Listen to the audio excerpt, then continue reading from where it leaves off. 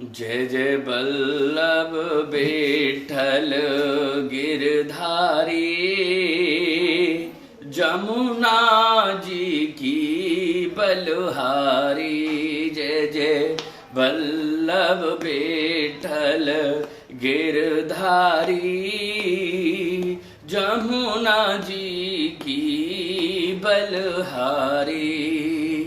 बोलो नंद के लाला की जय, बोलिए वल्लभाधीश की जय, बोलिए गोसाई जी परम दयाल की जय। भक्त वृंदो, सादर जय श्री कृष्ण। आहा, आज पुनः आपके सम्मुख भगवान के अष्ट सखाओं में से एक सखा, जिनका नाम है श्री छीत स्वामी जी, उनकी दिव्य वार्ता, उनका जीवन परिचय सुनने के लिए एक बार हम और आप दोनों ही श्रोता और वक्ता के रूप में एक ही भूत हैं। बड़े ही आनंद का विषय है कि आप नित्य प्रति इस दिव्य भगवान के अष्ट सखाओं की लीला में अवगाहन कर रहे हैं। आज की इस दिव्य वार्ता को प्रारंभ करें उससे पहले मैं अपने जीवन धन, अपने जीवन प्राण, मेरे प्राण वल्लभ, मेरे सर्वस्व दोनों भैया कृष्ण बलराम के श्री चरणों में कोटि कोटि नमन वंदन, किशोरी राधा रानी के श्री चरणों में दंडवत, गिरिराज जी महाराज के श्री चरणों में साष्टांग दंडवत। श्री छीत स्वामी जी, आहा, बड़ा दुर्लभ और अलौकिक भाव। श्री छीत स्वामी जी पुष्टि मार्ग के अष्ट सखाओं में से एक हैं। इन्होंने भी भगवान की दिव्य लीलाओं में अवगाहन किया और भगवान को रिझाने के लिए भांति भांति के पदों की रचना की है। श्री छीत स्वामी जी का जन्म संवत 1515 में मथुरा के श्री चतुर्वेदी परिवार में, माने जिन्हें आज के समय पर चौबे, मथुरा के चौबे कहा जाता है, चतुर्वेदी परिवार में इनका जन्म हुआ। छीत स्वामी जी के परिवार की जो रीत है, इनके पास बहुत यजमानी है और इसके साथ साथ इनका पारिवारिक जो काम है वो है पंडागिरी करना।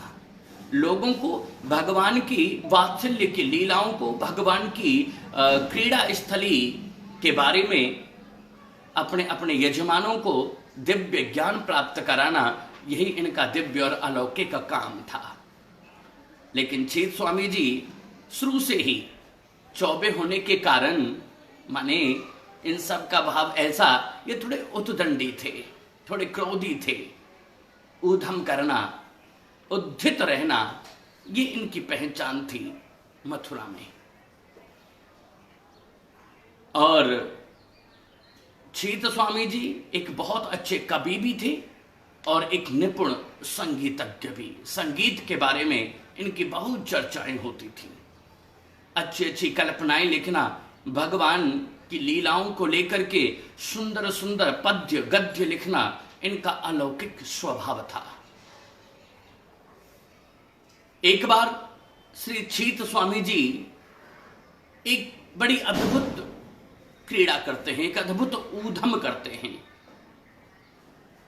कि मथुरा में ही श्री गोकुल जी में श्री गोसाई जी पधारे हैं कुछ समय के लिए अल्पवास करने के लिए। छीत स्वामी के मन में भाव आया कि क्यों ना इन गोसाई जी की परीक्षा ली जाए। परीक्षा लेने के भाव से ये छीत स्वामी जी अपने कुछ सखाओं को साथ लेकर थोथा नारियल और कुछ खोटे सिक्के लेकर के गोकुल में पहुंचे श्री गोस्वामी जी, श्री गोसाई जी की परीक्षा लेने के लिए। जैसे ये पहुंचे तो इन्होंने जैसे ही गोसाई जी के द्वार पर पहुंचे तो छुप करके कुछ सुनना चाहा, तो अंदर गोसाई जी अपने लालन, अपने पुत्र के साथ कुछ धार्मिक कृत्य, कुछ भगवान की लीलाओं की वार्ता कर रहे थे। देख करके इनको लगा कि अब कौतूहल का समय हो गया है, तो पुनः जब कुछ देर इन्होंने प्रतीक्षा की तो अंदर से श्री गोसाई जी आवाज लगाते हैं, अरे चीतू चौबे, अरे भैया बड़े दिन के बाद आना हुआ, आ जाओ अंदर चले आओ। और जब अंदर आने के लिए इनके मन में जब ये भाव उमड़ा कि मैं तो यहां पर गोसाई जी की परीक्षा लेने के लिए आया हूं, लेकिन इन्होंने तो मेरा नाम ही ले दिया। ये बड़ी अलौकिक घटना श्री चीत स्वामी जी के जीवन में घटी। चीत स्वामी अंदर आए और अंदर आकर के गोसाई जी के चरणों को पकड़ लिया कि प्रभु बड़ा अपराध हुआ, मैं तो आपकी परीक्षा लेने के लिए आया था, लेकिन आप तो पुरुषोत्तम हैं, आप प्राण पुरुषोत्तम हैं, आपने मुझे पहचान लिया, मुझे क्षमा कर दो, मैं आपकी परीक्षा लेने के लिए आया था। लेकिन गोसाई जी कहते हैं, अरे चीत स्वामी, जैसे ही नाम सुना चीतू चौबे ने कि गोसाई जी ने मुझे चीत स्वामी कहकर के पुकारा, उसी दिन से चीतू चौबे को चीत स्वामी के नाम से अलंकृत होना पड़ा। तब से इनके नाम के पीछे स्वामी जी शब्द का प्रादुर्भाव हुआ।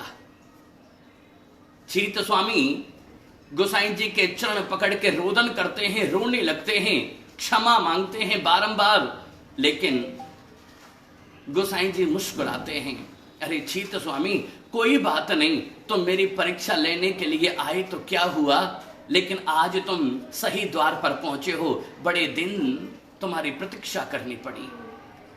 ऐसा जब गोस्वामी जी बोलते हैं तो चीत स्वामी जी के मन में बड़ा अद्भुत भाव जागा कि प्रभु मैं बहुत भटका हूं, दर दर बहुत भटका हूं मैं इस संसार में, अब मेरे ऊपर कृपा करो और अपनी शरणागति में मुझे ले लो। गोसाई जी चीत स्वामी जी को लेकर के वहीं अपने ही घर में विद्यमान विराजमान ठाकुर जी के श्री ग्रह के सम्मुख लेकर के गए और उनको वहीं ब्रह्म संबंध कराया।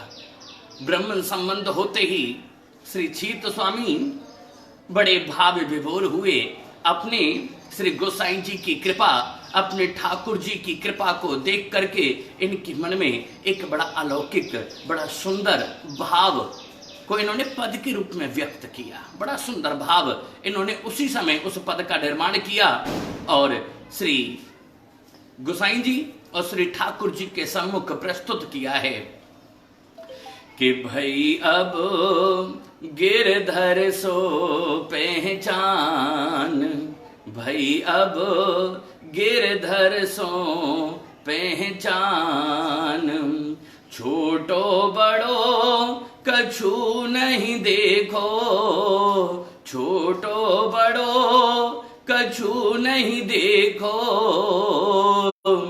और परसोत्तम नहीं जान, भई अब गिरधर सो पहचान, कपट रूप धर छलवे आयो, कपट रूप धर छलवे आयो, छाए रहो अभिमान, भई अब श्री विठ्ठल सो पहचान, चीत स्वामी देखत अपनायो, चीत स्वामी देखत अपनायो, विठ्ठल कृपा निधान, भई अब ओह भई अब गिरधर सो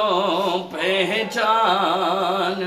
और बड़े प्रेम से भाव विभोर होकर के ये पद गाया और पद गाने के उपरांत तुरंत बोले, बोलो गोसाई जी परम दयाल की जय। श्री गोसाई जी ने इनके ऊपर दिव्य कृपा करी है, इसलिए इन्होंने बड़ा सुंदर ये जो आप जयकारा लगाते हैं ना, गोसाई जी परम दयाल वे नमः, गोसाई जी परम दयाल की जय हो, ये श्री चीत स्वामी जी ने अपने ऊपर कृपा हुई सो इस जयकारे को, इस जय घोष को अपने मुखारविंद से श्री गोसाई जी की सम्मुख रखा था।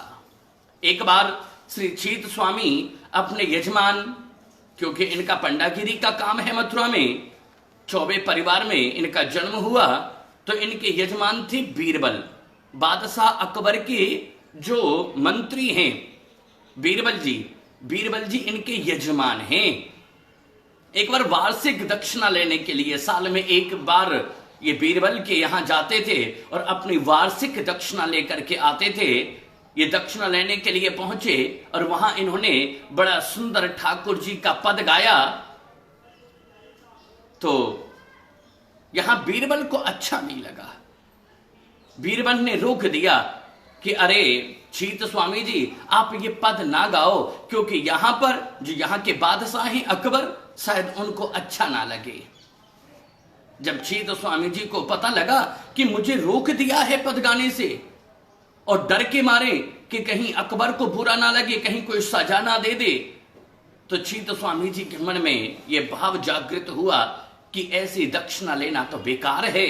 अब हम ऐसे संसारी और भोगी लोगों के मध्य कदापि न आएंगे। और पुनः वहां अपना वार्षिक दक्षिणा लिए बगैर बीरबल का त्याग करके और श्री गोवर्धन आ गए। अब पीछे से बीरबल के मन में बड़ी उदासी है कि मैंने अपने कुल पुरोहित का अपमान कर दिया, उनकी आत्मा को दुखी किया। जब बादशाह अकबर ने अपने बीरबल को इस प्रकार दुखी देखा तो उनसे पूछा कि आपके मन में क्या कष्ट है, आज आपका मन, आज आपका चित्त मुरझाया हुआ है। तो बीरबल कहते हैं, हे बादशाह, आज मेरे कुल पुरोहित श्री चीत स्वामी जी आए थे अपनी वार्षिक दक्षिणा लेने के लिए, वार्षिक दान लेने के लिए, लेकिन जब वो पद गाने लगे तो मैंने आपके भय से उन्हें पद गाने से रोक दिया। बस वो दक्षिणा छोड़ करके, मेरा परित्याग करके वापस चले गए। यही दुख मेरे मन को कष्ट देता है। तो अकबर कहता है, अरे बीरबल, क्या तुम्हें मालूम नहीं, एक बार हम और तुम दोनों ही नौका में यमुना विहार कर रहे थे, तो वहीं पर यमुना जी के किनारे गौरी घाट पर श्री गोसाई जी बैठे थे, भजन कर रहे थे। उनका अलौकिक सौंदर्य, उनका अलौकिक भाव, उनका अलौकिक मुखारविंद का तेज देख करके मैंने तुमसे कहा कि ये तो जरूर कोई तेजस्वी संत हैं, हमें इनके दर्शन करने चाहिए। मैं और आप बीरबल, हम दोनों ही गोसाई जी के पास गए और मेरे पास जो एक अद्भुत मणि थी, जो रोजाना 5 तोले स्वर्ण उगलती थी, सोना उगलती थी, मैंने वो मणि गोसाई जी को भेंट करी। तो गोसाई जी ने भेंट स्वीकार करके और उस दिव्य मणि को जमुना जी की धारा में छोड़ दिया। और मुझे ये अच्छा नहीं लगा, मैंने उनसे अपनी पुनः वही दी हुई दान में मणि वापस मांगी। तो गोसाई जी ने जमुना जी के अंदर अपना हाथ डाल के अनेकों मणियां निकाली और कहा, अरे बादशाह अकबर, ये मणि है जो तुम्हारी हो, तुम अपनी पहचान के अपनी मणि वापस ले लो। तो ये देख करके मेरे मन में ये भाव आया, ये कोई साधारण नहीं, ये तो साक्षात मेरे खुदा हैं, ये मेरे खुदा हैं। उस दिन मेरा अहंकार श्री गोसाई जी ने दूर किया था और ये गोसाई जी के शिष्य हैं। श्री चीत स्वामी जैसे गुरु वैसे ही शिष्य, अतः तुम्हें उनके प्रति ऐसा भाव लाना ही नहीं चाहिए था, लेकिन तुमने फिर भी ऐसा भाव तुम्हारे मन में आया। श्री चीत स्वामी जी बीरबल का त्याग करके गोवर्धन आए और गोवर्धन में जब उत्थापन का समय हुआ, ठाकुर जी अपनी गाय चरा के वापस आते और ठाकुर जी को उन समस्त गायों के बीच में देख करके चीत स्वामी जी के मन में एक भाव ने पद का रूप ले लिया। बड़ा सुंदर भाव था। आहा, कि आगे गाय पाछे गाय, ए तो गाय ओ तो गाय, गोविंद को गायन में बस वो ही भावे, गायन के संग धावे, गायन में सच पावे, गायन की खुर रेणु अंग लिपटावे, गायन सो ब्रज छायो, बैकुंठ बिसरायो, गायन के हेत कर गिर ले उठायो है, एत गाय उत गाए, आगे गाय पाछे गाए, कि छीत छीत स्वामी गिरधारी, श्री बिठलेश बपुधारी, ग्वारिया को भी सुधारे, गायन में आवे है, आगे गाए पाछे गाए, एत गाए उत गाए, गोविंद को गायन में बस वो ही भावे। ऐसी अद्भुत पदों का निर्माण श्री छीत स्वामी जी ने किया और अंत में गोस्वामी श्री विठलनाथ जी अपनी लीला इस धराधाम पर पूर्ण करके निज गौलोक धाम गए।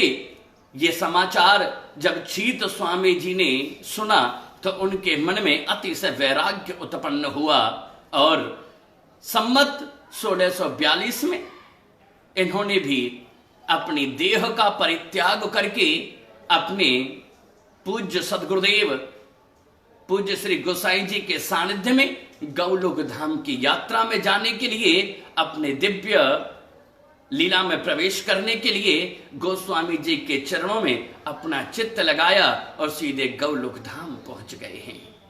ऐसी अद्भुत अलौकिक अनिर्वचनीय ऐसे दिव्य गाथा, ऐसे दिव्य सखा, ऐसे दिव्य भक्त पृथ्वी पर हुए जिनका चरित्र सुन के हम भी इस अलौकिक भाव को अपने जीवन में धारण करके और भगवान की निज सेवा में गौलोक धाम की प्राप्ति कर सकते हैं। नित्य प्रति आप भगवान के अष्ट सखाओं की सुंदर जीवनी का चित्रांकन करें और अपने सभी मित्रों को ये कराएं और सदैव आनंद में रहें। बोलो श्याम सुंदर श्री जमनी महारानी की जय। बोलो गोसाई जी परम दयाल की जय। बोलो गिरिराज धरण की जय। भक्त वृंदो, आप सभी को हमारी तरफ से सादर जय श्री कृष्ण।